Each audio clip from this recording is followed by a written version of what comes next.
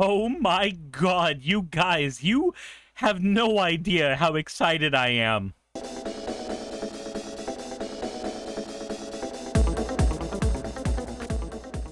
So we just got the deck lists for the Edge of Eternities precons, and the Jund precon is the one that I'm going to focus on right now.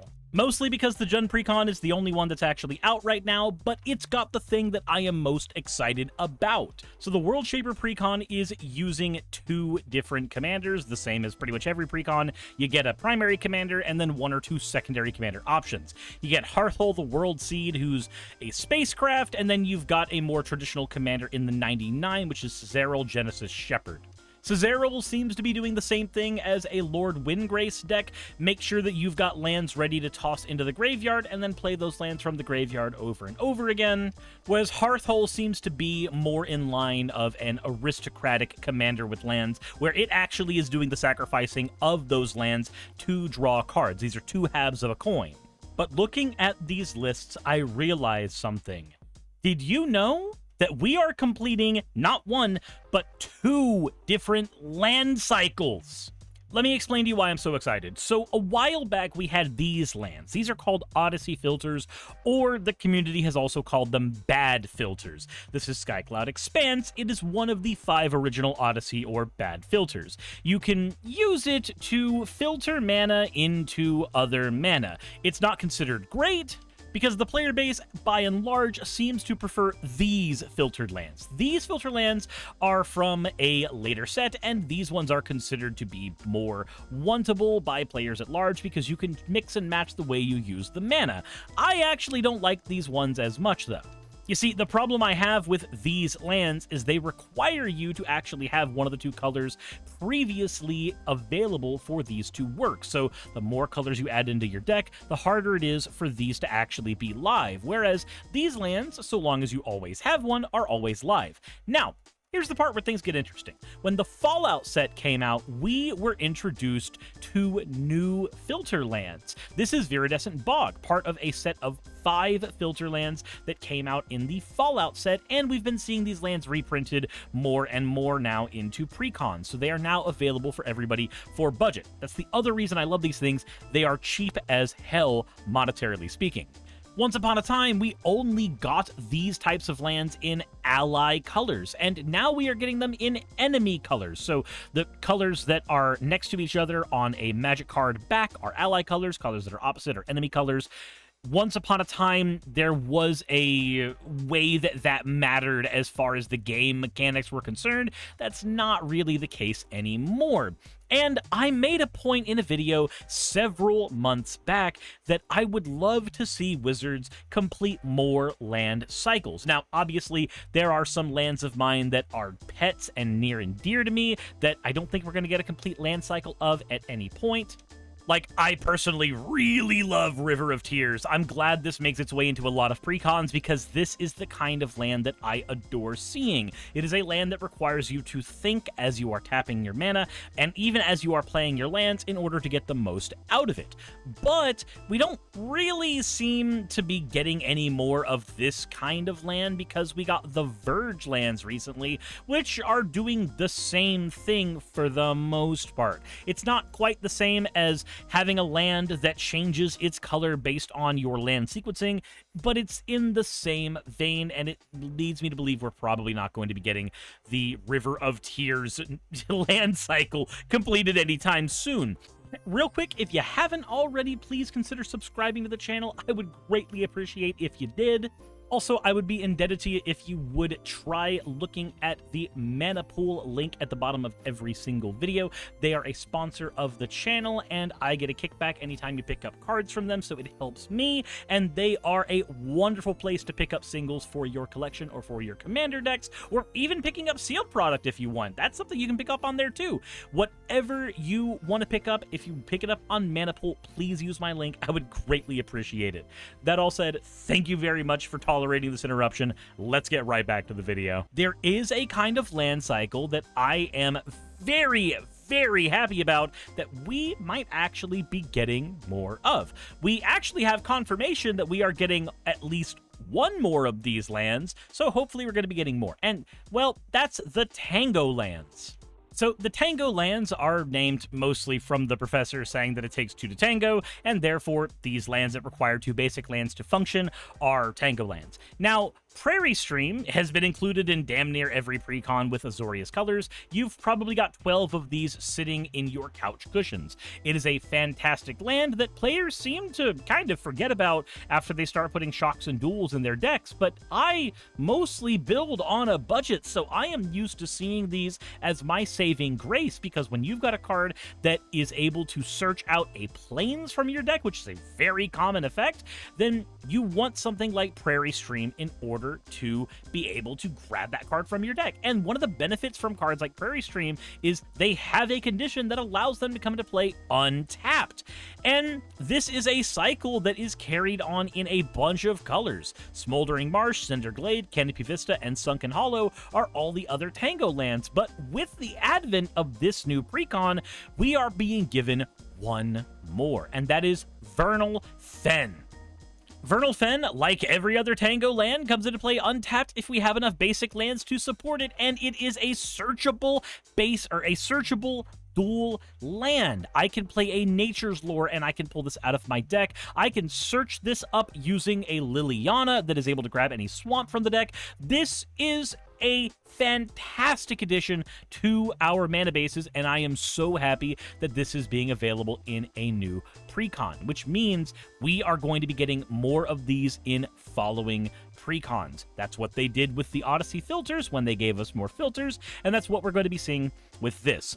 Now, unlike the Fallout set that had 4 decks and therefore had enough room to mix and match and have all of the filter lands available all at once, I don't think we're going to be getting all of these lands all at once. But the fact that a few are being released means that we are in a very good spot as budget players, because we are going to be able to see more and more of these as time goes on.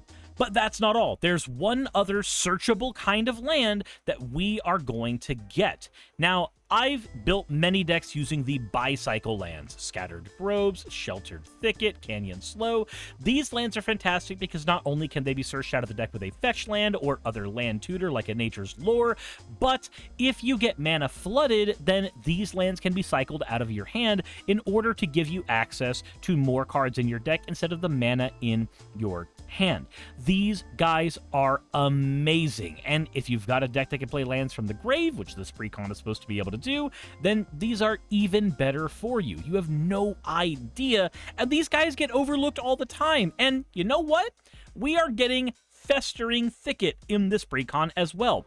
Festering Thicket works exactly like every other bicycle land, which means we are likely going to be seeing the bicycle land cycle actually get completed. We don't have enough precons in this set, since it only has 2, for us to get all of the lands that we would want. But this means that as new precons come out, they are likely going to be making more of these. Remember that these decks are not made in a vacuum. These decks are made 2 years or sometimes even 3 years off from, pretty much any time that they would be released. So if you're seeing a new Magic card come out, it means this was designed about 2 or 3 years ago. Because this was designed 2 or 3 years ago, this means that for the next 2 or 3 years, we are going to be seeing these lands in every single precon, because that's just how production works. They make a new land, and then they have to put it in every precon for the next couple years, and then it becomes commonplace in those precons, and it becomes established as a thing that we are going to see going forward. But there's one other thing this precon has in it that we have never seen before, and I want to highlight it because I don't think many people have caught on to this. We, for the first time ever, have a precon being printed with a fetch land that can fetch an untapped land. Now, I've previously sung the graces of the landscape cycle: Twisted Landscape, Tranquil Landscape, Shattered Landscape, and so on. These lands can come into play untapped, so they are lands that do not screw up your mana curve. They can be sacrificed to get you the land you need when you're mana fixing, and they've got cycling, so if you're mana flooding, they can be thrown out of your hand in order to get new cards. I love these, and I feel like they should be auto-includes in every single 3-color deck. Even my decks that have actual fetch lands still end up running a landscape land as well, so that I can throw it out of my hand if I get mana flooded. They're just that good. But there is a type of land that is just as good and we have never seen before. The actual fetch land that fetches a land into the battlefield untapped. Fabled Passage has been a card that has been in the game for a very long time.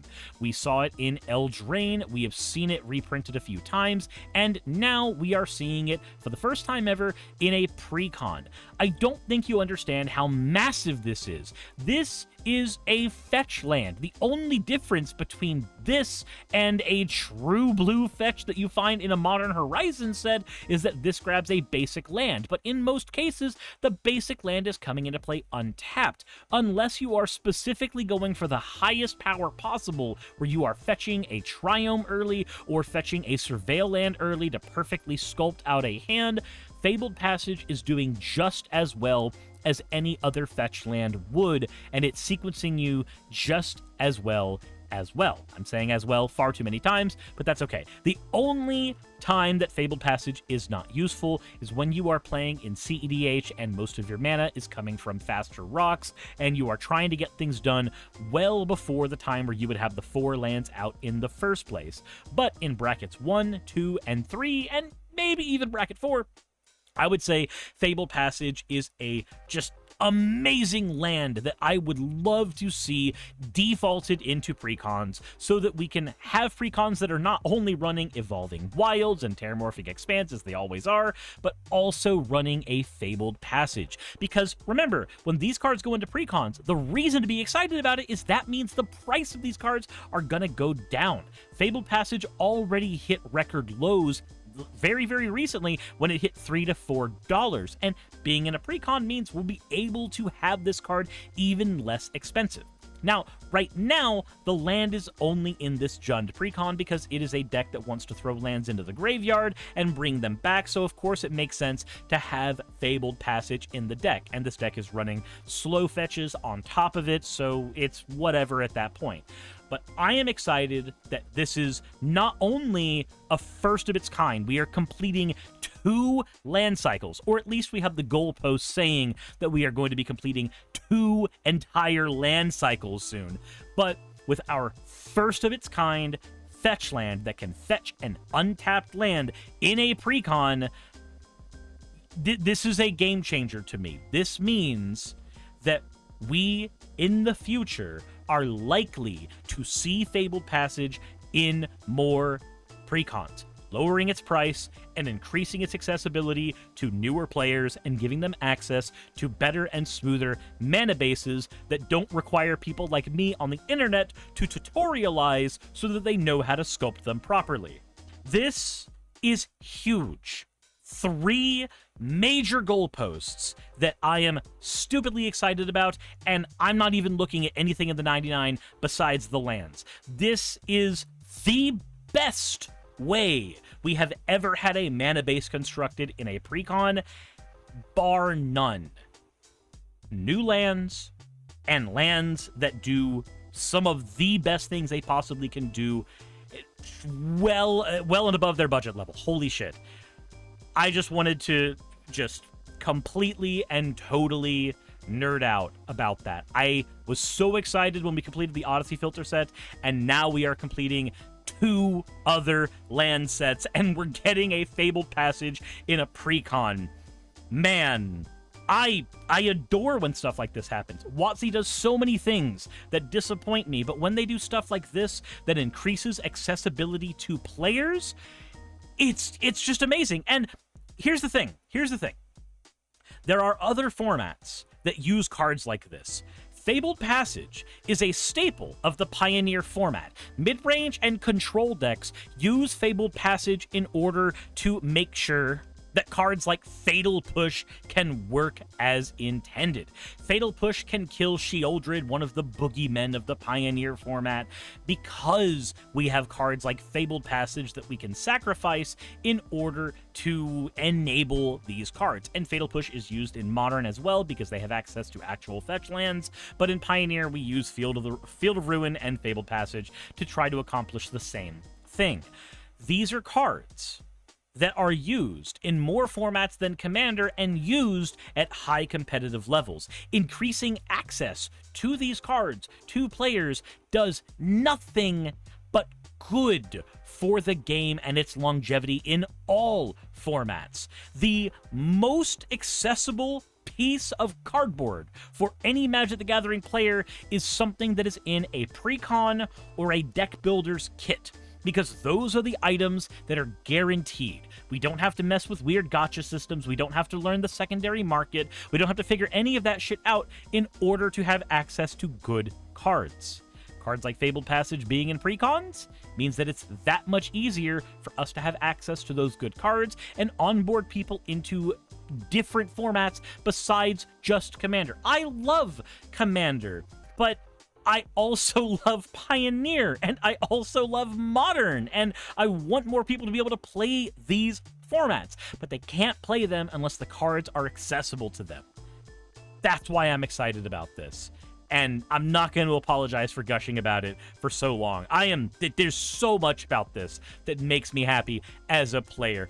Thank you, Wizards. So many things you do tick me off. This is not one of them. I am thrilled.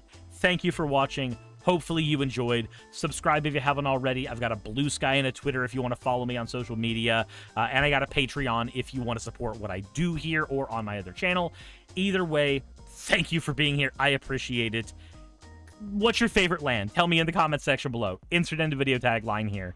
Hey, thanks for making it to the end of the video. I really could not do any of this without all of you. Those of you watching, and especially those of you who support me on Patreon. I wanted to go ahead and take a minute to thank all of you who do that, because with YouTube being what it is these days, I really cannot do this full time without the support from each and every one of you.